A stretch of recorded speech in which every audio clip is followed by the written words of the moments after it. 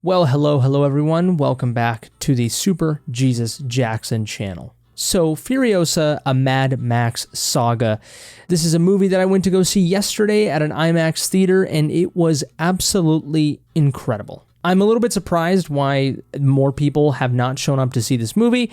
This movie has not done very well in the box office. It isn't actually currently not doing well enough at the box office. It's probably not going to break even. It's a disappointment. It's probably not going to get a sequel. It's a problem, okay? But at the same time, it makes perfect sense. There's a lot of reasons why the movie's not getting a lot of attention from moviegoers and stuff like that. Obviously, it's a prequel to Mad Max Fury Road. It's in the Mad Max franchise by director George Miller. But Fury Road came out like 9 years ago, and it didn't make a lot of money in the first place. It is a very prestigious film. A lot of people loved it. It won a bunch of awards and stuff like that. Very, very highly critically acclaimed, but not commercially acclaimed. Not as much as we would think it was, or we remember it being. And then they waited like 9 years to put out the sequel, but it actually ended up being the prequel to that movie. It doesn't actually have Mad Max in it. So there's a lot of things, that were sort of going against it. And it's also, in general, just at least Fury Road didn't do that well anyway. But it's interesting because when I started reading about the previous films in the franchise, the ones from the 1980s, the ones with Mel Gibson, those did commercially really, really well and critically. So it's a little confusing, but maybe the strategy of trying to revive a series decades later just didn't really work out as well as, Miller and the studio really wanted. And it's a shame because, even though I haven't seen the original Mel Gibson films, I'm 25, so, that should tell you a lot. I loved Furiosa, and Fury Road is a movie that I saw a while ago, and to be perfectly frank, I didn't really understand it. I was like, this is the movie that a lot of people are saying is amazing. I just didn't really get it, unfortunately, but I am so excited to revisit it now.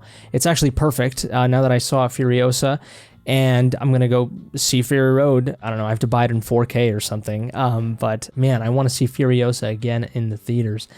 But why am I making this video?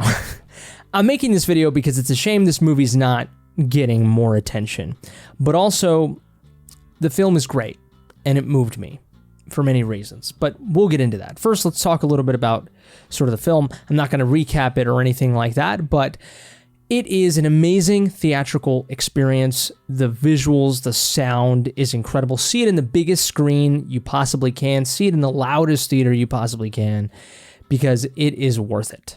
This movie is entirely beautiful. Now, granted, there's a lot of CG in this film. Some of it is kind of questionable, a lot of the green screen, but overall, whatever. It's still a fantastic looking film, but it is kind of a contrast because I remember Fury Road not having a lot of CG in it. So for this one, it's kind of a slight bummer that it has a lot more CG, but whatever. It's 2024. What do you expect? But still amazing, and it's one of those things where it just looks so stylized, that it just has this aesthetic to it that the CG kind of aids it. It's in many ways similar to the way that I view, Zack Snyder with 300 or Rebel Moon, for example, where very much it's CGI, but it looks good. It adds to the film's aesthetic in a way. And if it was sort of practical, it just wouldn't be that. It just wouldn't look that cool. The action, of course, is absolutely amazing. There is the, stereotypical Mad Max semi-truck chase sequence, and it's amazing in here. The action is incredible, has you at the edge of your seat, and it is a long movie. I will say that 2 hours and a half, 2 hours and 34, something like that. Long movies, but that's neither here nor there. And it started out really strong, kind of dipped a little bit. It was a little bit, it's kind of tiny bit, on the boring side. The use of the word boring is only because I don't really know what other word to use. But just for a bit, and then it picks up again very, very quickly, and it just doesn't let you go after that. But what really moved me about this film is its exploration of revenge, hope, and purpose.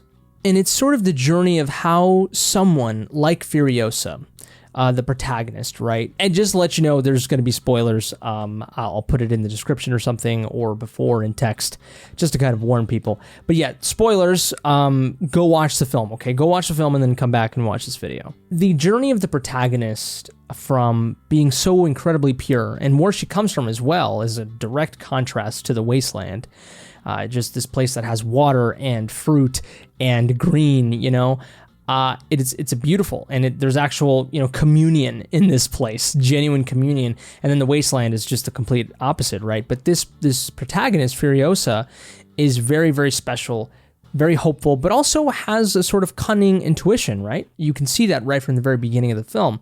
But as the film goes on and as tragedy befalls her, she becomes much more, in a way, kind of reserved. You know, she kind of like hides away. You know, she puts a cover over her head and her body and everything. She sort of secludes herself from the world, both emotionally and physically, to sort of survive, right? And to do what she needs to do. And in that process, she becomes, you know, more savage. She becomes a badass, right? And so this protagonist, we see her, you know, sort of evolve throughout the movie. And then the final thing that we want to see her do is go and kill Dementis, who is played by Chris Hemsworth, and Furiosa is played by Anya Taylor-Joy, who is incredible, by the way. But yes, Dementis, he's the guy who killed her mother, right? And the movie leads up to this, and we want to see her be the most savage protagonist ever, right? And the movie just does this beautiful thing of sort of keeping it vague, but also not. And the dialogue that Dementis and Furiosa have is incredible. It's powerful. And sort of her journey right then and there, right? Dementis sort of points out that you kind of become me. Dementis, we know, is like, he's far gone. You know, he's a guy who's probably, you know, he sort of insinuates that he's gone through tragedy himself, and he has become a savage. He has become absolutely evil and emotionless to survive in this world, and he enjoys the thrill of the chase, the thrill of the kill, right? And that's the way that he has sort of kept himself sane, you know, kept himself from shooting himself in the head, for God's sakes, and deciding to escape the suffering of this wasteland world. And so that's what he has done to sort of cope with his suffering. And he's telling, you know, Furiosa, look, like, you have become me, you know, now. You know, it just, and she's telling him, you know, I need you to bring my mother back, you know, the people that you took from me. And obviously, Praetorian Jack, her love interest. And he's just like, no matter how many times you hit me, and no matter how many times you try to have me bring them back for you, it's impossible, because I don't even remember those incidents very clearly, and I enjoyed it. You know, like, it's kind of like that. And he says, you know, you and I have arrived at the same point. And you realize that the only way to sort of make sense of this world and to enjoy your time here is to embrace the chaos, you know? It's very Joker-esque, of course. It's nothing necessarily new, but I love the way that George Miller does it. And he says that amazing, amazing line. He looks at her straight in the eye and he says, all this tragedy, you know, gets us to become much more mad, you know, much more savage, you know, and gets to the point where we need more of the thrill. We need more of the kill. You know, we need to embrace the chaos, and all of a sudden we can't get enough of it, because it's the only way we feel some sort of sensation, you know, in this sort of barren, hopeless world, you know. And in the midst of all this tragedy, you all of a sudden have a high now, you know. It's very much a, you know, sort of a metaphor to drugs, or a metaphor to just embracing the pain and going into, you know, finally becoming the dark abyss that you've been staring at for, and the dark abyss that's been hanging over your head for years. You know, you finally just embrace it. And he says, but the real question is, after all that happens, do you have it in you to make it epic? It's absolutely brilliant. It's absolutely brilliant, because the whole movie, you know, he's theatrical. He's trying to be epic, right? He does these incredible torture scenes, you know, very powerful, very awful and disgusting. He's a great villain because he's awful. You know what I mean? Like, that's the point. He's a great villain. And, you know, the way that he kills her mother, and the way that he kills her lover, and just, there's a scene where the motorcycles are going around in a circle while Praetorian Jack is just being, it's like the classic Western way of torturing someone where they're tied to a rope and the bike is going and Jack is just, hanging on and he's just being pulled, through the wasteland. A slow death, right? A slow, torturous death. And Furiosa's arm is just, bleeding and it was essentially severed. It's awful, right? And the imagery that George Miller does in that one scene, it's beautiful, and it does make it not just epic, it makes it melancholic, and it makes it hauntingly beautiful. It's very interesting. And that's sort of the goal of Dementis, right? Is to make this suffering cinematic, and he totally does. He totally does. It's that Joker thing, right? Where Batman's trying to make sense of this person. He's trying to ask him, make sense to me, and then Joker just says, I'm not going to make sense to you. You know what I mean? Like, I'm far gone. I enjoy this at this point. There's nothing you can do. And so that's the same role that Dementis here plays. But it's absolutely brilliant, and it really moved me, and it inspired me a little bit.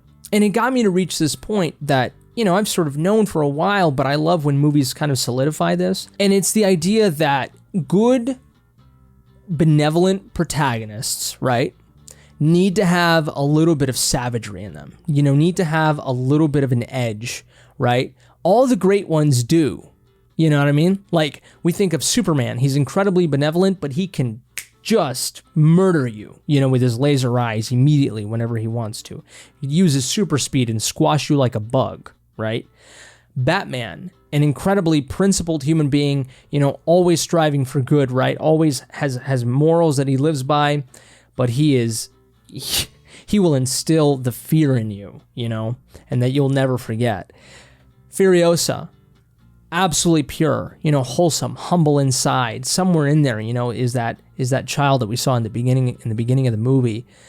But she had to learn to become a wasteland warrior, But at the same time, when she met Praetorian Jack, that sort of hope in her came out. And also, the seed that she has sort of embedded at this point in her hair is a metaphor to that. It's the metaphor to the hope that she has inside, the remembering her purpose. And so in the midst of all this chaos, in the midst of all her savagery, she has this seed of hope, that her mother gave her, that she still holds on. And the tattoo that she has in her forearm that leads to the paradise that she once knew. All great characters, are benevolent and moral and good and principled, but they have an edge. They have an extreme edge even. And they make it epic. They make their lives epic, in all the best of ways, in all the good ways, not the crazy Dementis route, just a little bit of that, a taste of that, but they don't go too far with it. And that's the beauty of it. And that's what we saw Furiosa go through and become. And it was beautiful to see. In a weird way, I love when villains are a tiny bit inspiring, right? I mean, it's the same reason why I love Joker. And that one's a little bit, that one's even more demented with the protagonist. But I still found some inspiration in that movie as well. Dementis and Furiosa, that end scene, right, where they meet, and she has the chance to kill him. And I love, again, how vague it is. It does a couple ways in which the people imagine the way that Furiosa killed Dementis, which is really brilliant. But, the thing that Dementis implies is that Furiosa and him are the same person now, right? Just like Batman and Joker, right? But the thing that divides Dementis and Furiosa is that Furiosa still has a purpose. And she didn't let tragedy sort of shape her into complete madness. She didn't let tragedy completely let her forget about purpose, and benevolence. Unlike Dementis, and he sort of hints at that. And that's the difference. She still holds on to hope. Now, the final thing I'll say about the film is that I think it's a very nuanced film.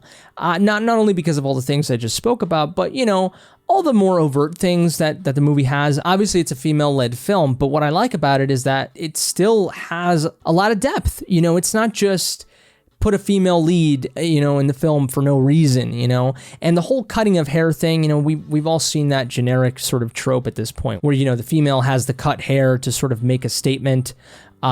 We see that in Furiosa here, but there's a narrative reason as to why she cuts her hair. But with it being a fundamental narrative reason to that, it then has the opportunity to become a metaphor, to become something greater, you know, and that's awesome. And that's what the movie does. And it also still has a very powerful and consequential man in the film, you know, with Praetorian Jack. And it's the person that Furiosa ends up having hope with, you know, for the first time ever in decades, right? Or years since her mother died. It's brilliant. I wish there were more movies with couples being badasses. Like, just come on, like, give me another, you know, Mr. and Mrs. Smith type of thing, Bonnie and Clyde, Furiosa, and Praetorian Jack type of movie.